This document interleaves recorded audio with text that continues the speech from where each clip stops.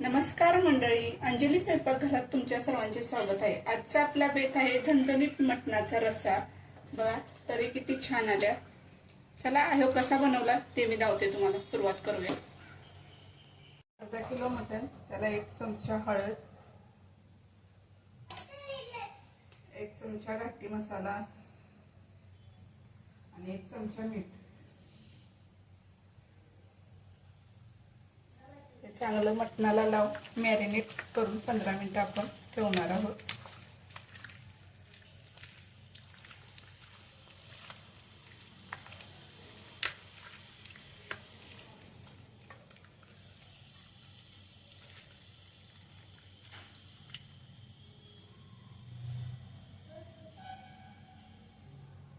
Marinate करून झाले, आता आपण शिजत टाकूया। टोप घेतलाय, अर्धा किलो रस्सा करायचा म्हणलं। 2 चमचे तेल कमीच घालते मी आता। परत फोडणी देताना परत तेल आपण वापरणार आहोत परत एकदा।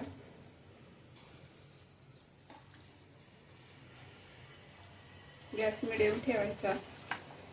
मॅरिनेट केलेलं मटण त्यात आपण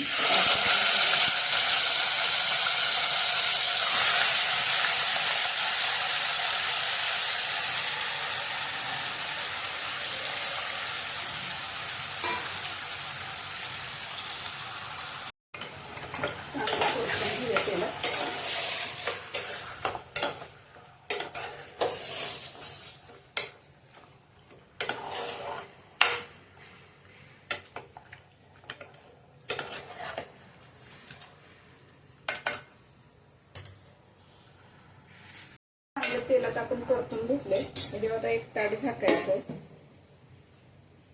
1 ग्लास पाणी ओतायचं, म्हणजे मटणाला वाफेचं पाणी सुटतं आणि रश्श्याला छान अशी चव येते। गॅस मिडियम ठेवायचा। मिडियम गॅसवरती आपण हे अर्ध शिजवून घेणार आहोत। मध्ये आधी असं परतत राहायचं। वाफेचं पाणी सुटले।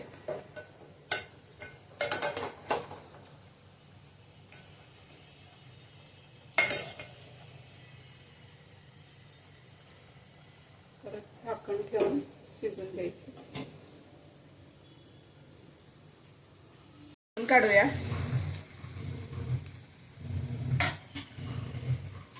मटणाला छान असं वाफेचं पाणी सुटलंय, बघू शकता।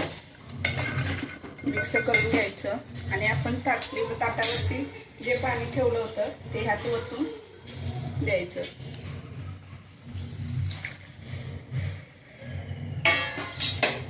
आणि शिजून द्यायचं। तोपर्यंत आता आपण मसाला बघूया।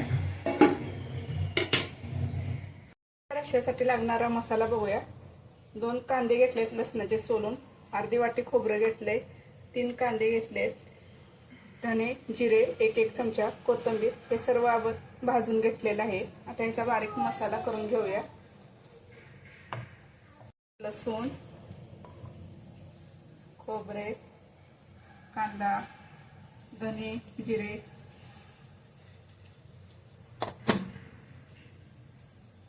बारीक करून घेऊया आपण याचा मसाला। अशा पद्धतीने आपण बारीक करून घेतला आहे। मटणाच्या रश्श्यासाठी आपण मसाला भाजूया। तेलात 2 चमचे तेल,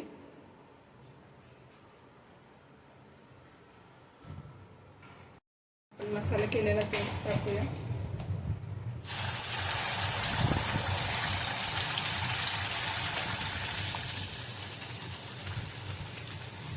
तेल सुटेपर्यंत मसाला चांगला तेलात आपण भाजून घेणार आहोत स्लो गॅसवरती। म्हणजे मटणाच्या रश्श्याला चांगली चव सुटते। सुटेपर्यंत मसाला चांगला आपण तेलात भाजून घेणार आहोत।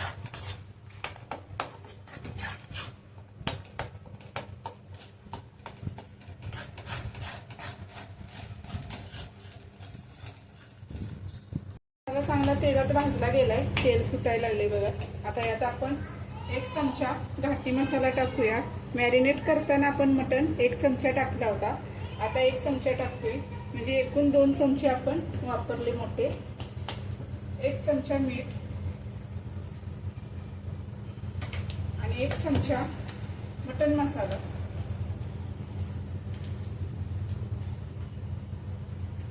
आता हे मसाले चांगले आता 1 मिनिट आपण तेलात परत भाजून घेणार आहोत.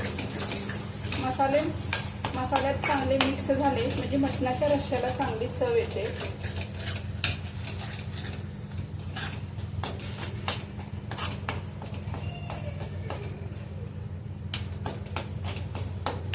बघू शकता तेल सुटायला लागले.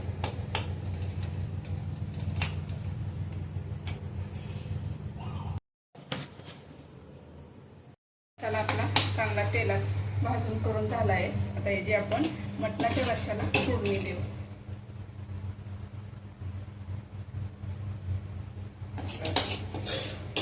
मटणाच्या रश्श्याला आपण हा मसाला मिक्स करू.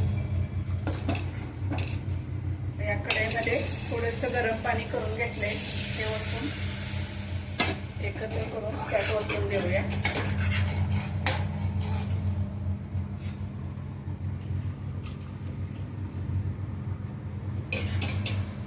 एकत्र करून द्यायचं. परत 10 मिनिटं आपण शिजवून घेऊया.